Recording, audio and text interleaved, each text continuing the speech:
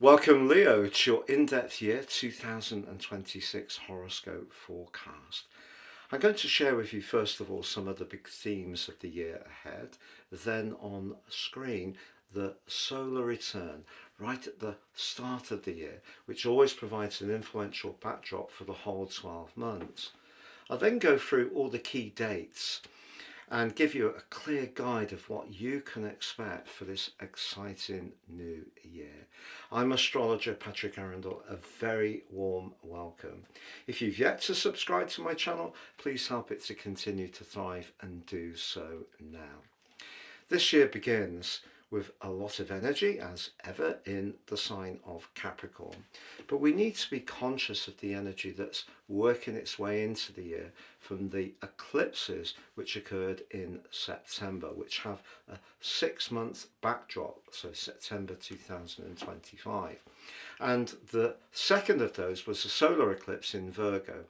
That's an opportunity for you to think seriously about the foundations in your world, but also your sense of self-worth, your personal value. Now, if you're connecting to anyone closely as you come into 26 who's not very responsive and not very appreciative of what you give, that's going to be something that's a sticking point for you throughout the year, because there's going to be 2 more eclipses this year across the signs of Virgo and Pisces, but they're both lunar eclipse. So that brings emotion to the fore. It's where the sun and the moon are actually challenging one another. And the first of those occurs on the 3rd of March. So just be aware the ins and outgoings in a practical sense may be part of your thinking, but also where you're most invested, which is the energy of Pisces. And if you're connecting well with someone, you're both putting a lot of effort in and you've both got each other's backs, it could be a year where you really significantly build up your resources in a significant way, but also your sense of worth. But also, as we come into this year, we need to be mindful of Mercury, because for the 3rd year running, Mercury, the planet of communication, is actually in a challenging location. But for you, it's in a part of your chart which can be quite flamboyant. It's where you can express your talents, but it's tested by Neptune and Saturn, but also something called the Sun-Moon midpoint, which is very close to Saturn, and that's in that 8th house.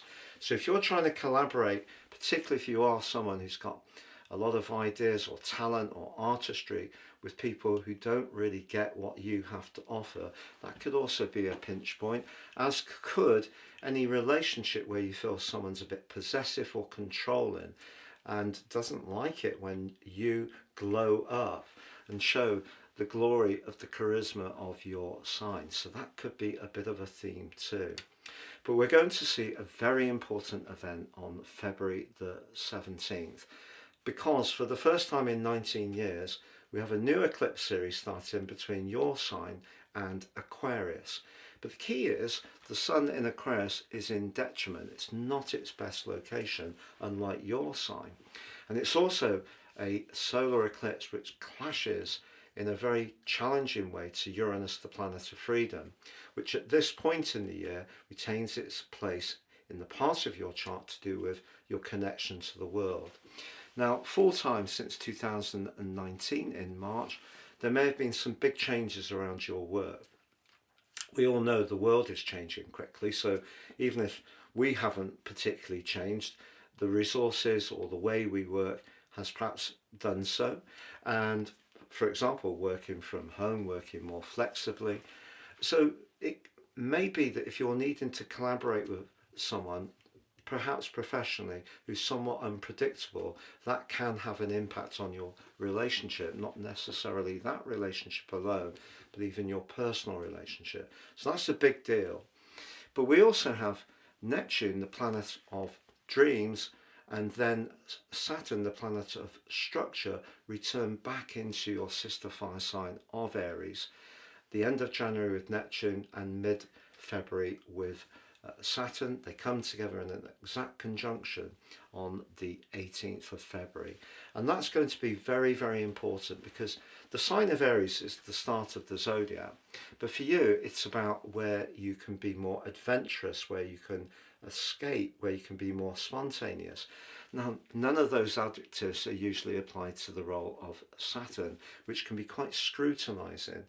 Well, it's basically saying to you, if you want to grow and expand this year, I think you're going to have to work very hard at it. And Saturn really appreciates it when we really apply ourselves. We put the perspiration in to any ideas that we have. So that could be quite a theme for you from then on. But Neptune in the ninth house, it's important that you keep whatever it is you want to work with real, because Neptune can be very idolized. Now, Saturn will help initially that process, but Saturn then starts to advance forwards, gets up to 14 degrees before the retrograde begins, the annual 5-month retrograde. But if you are someone who wants to trade overseas, be more entrepreneurial, if you're someone who wants to learn a language, if you're discussing a contract, Saturn obviously is going to be pushing you to put that application in. But we also have 3 lots of Mercury retrogrades this year, but they're all in water signs, and that could be a challenge for a fire sign like you, because let's just think of the element. If you light a barbecue and it rains, it doesn't make it much fun.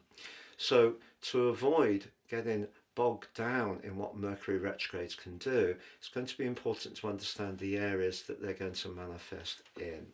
Now, the first one does occur in the sign of Pisces, and that's going to be from February the 26th through to March the 20th, and that is about those shared finances, investments, where you may want to be collaborating very deeply, investing.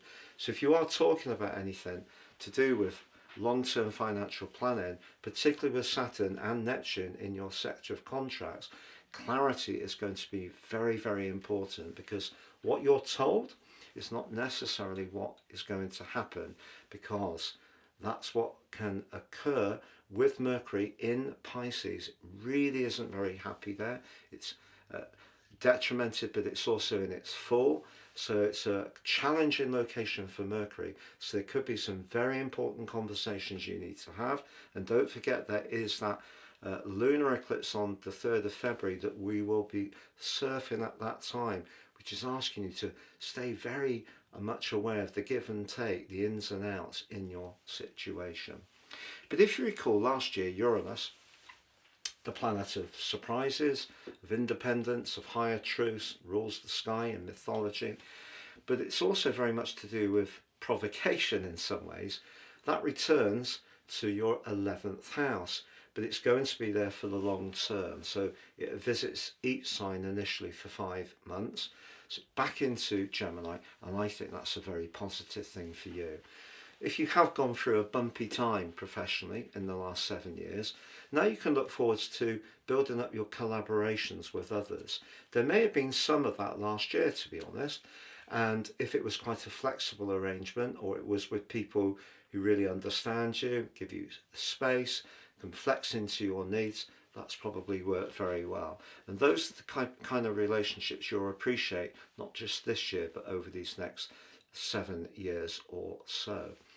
But also Jupiter, the planet of growth, retains its place through to the end of June in a very spiritual part of your situation.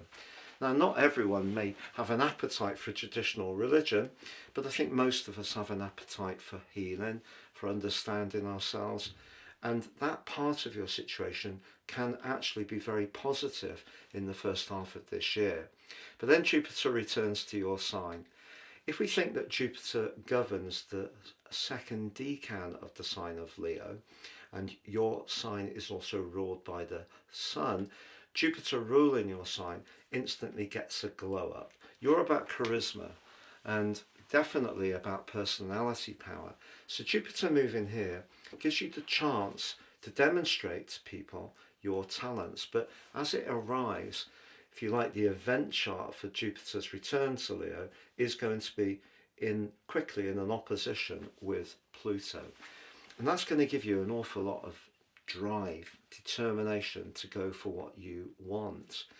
But Jupiter in the sign of Leo will also help to burnish a natural gift you have, which is confidence. You may not always feel inside of you quite as sure as other people think you're presenting, but honestly, Jupiter will help. The danger with Jupiter in our own sign is that you can read lots of articles telling you that everything will fall into place, and unfortunately that's not the case. We still have to put the industry in. If we just assume everything will land on our laps as we want, that's when Jupiter doesn't work so well. So we need to be very applied still, and that's what Saturn will help you with. But Jupiter generally very, very good for you, and of course it's going to move forwards, forge a great link to Saturn, so you get a great balance between the enterprise and optimism in Jupiter and the realism of Saturn. But what we then next have is at the end of July, the true North Node inverses back into the sign of Aquarius for the first time in 18.7 years. Now that's your sector of relating, and guess what's influencing that all this year? Yes, the mighty but the tiny Pluto. You're learning and will continue to learn much more about your needs in terms of your connections. Connections don't necessarily have to be of a romantic kind, and also relationships, the first of which is with ourselves. But Pluto can be the revealer. If there have been things that we're not seeing or not acknowledging or have been hidden from us, then Pluto can bring them out into the open. But I feel having the North Node in the sign of Aquarius is a real opportunity to develop cooperation and collaboration.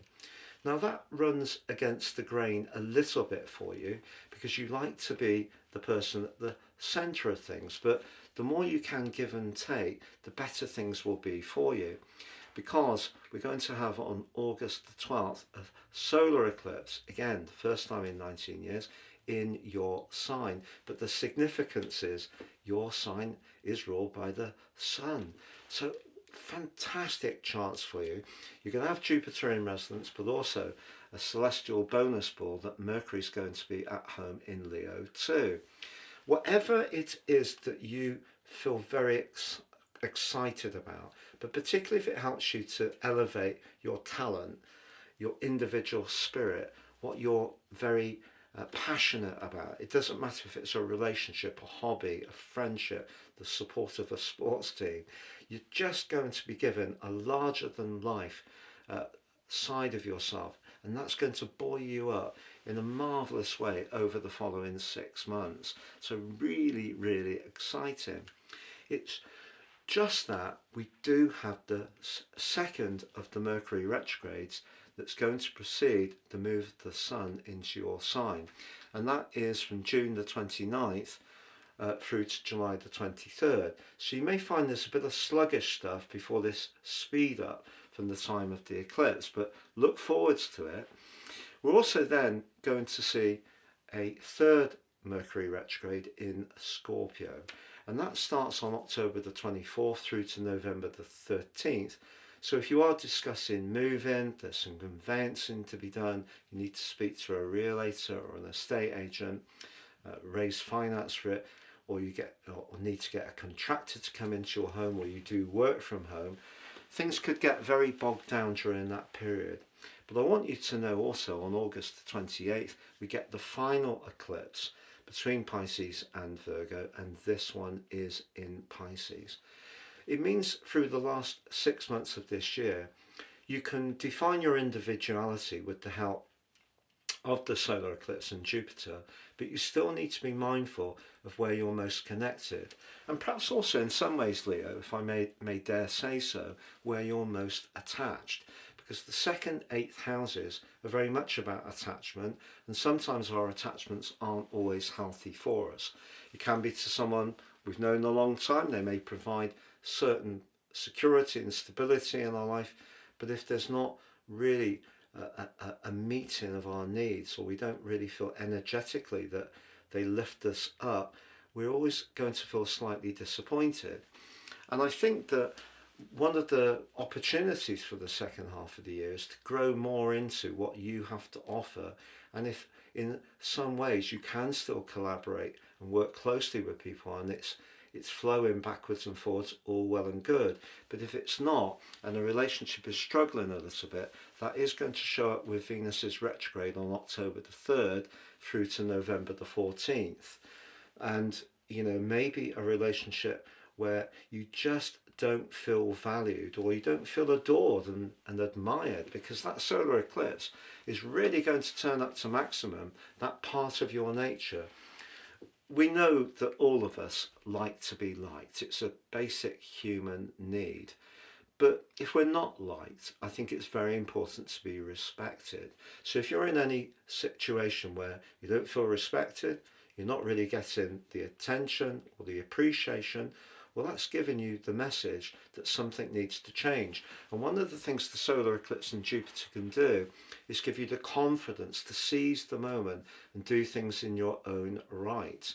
Because one of the unique things about Leo, although you have this larger than life presence and are often seen by other subjects as very self-assured, sometimes perhaps all the way to being arrogant. I don't necessarily agree with that, but that could be sometimes said. You don't always find it easy to start things on your own. Very often you're very good at sustained effort over a very long period of time. So Uranus moving into your 11th house, which is about friendships, your network, your long-term plan, it's a very freeing location for that. And Jupiter into your sign and the solar eclipse, I feel they're really pushing you to have much more self-belief. Whatever people believe of your personality that you give out, if you have got some kind of part of you that's unsure, the second half of this year is really encouraging you to break free from things that bog you down, hold you back, don't hold you up. And that is the opportunity. Now, in terms of the solar return, but just before I go into that, I want to share with you about my unique offer. You can order your personal natal forecast for year 2026 now, and I'll give you the rest of this year free. But also you'll get 30% off the individual prices, and you'll get your life roadmap report in my special package. That really helps you to understand the patterns that have played out in your life so far, all of us. It's totally unique to each person, but understanding those patterns and matching them to the forecast will help you to make your moves in the new year much more shrewdly.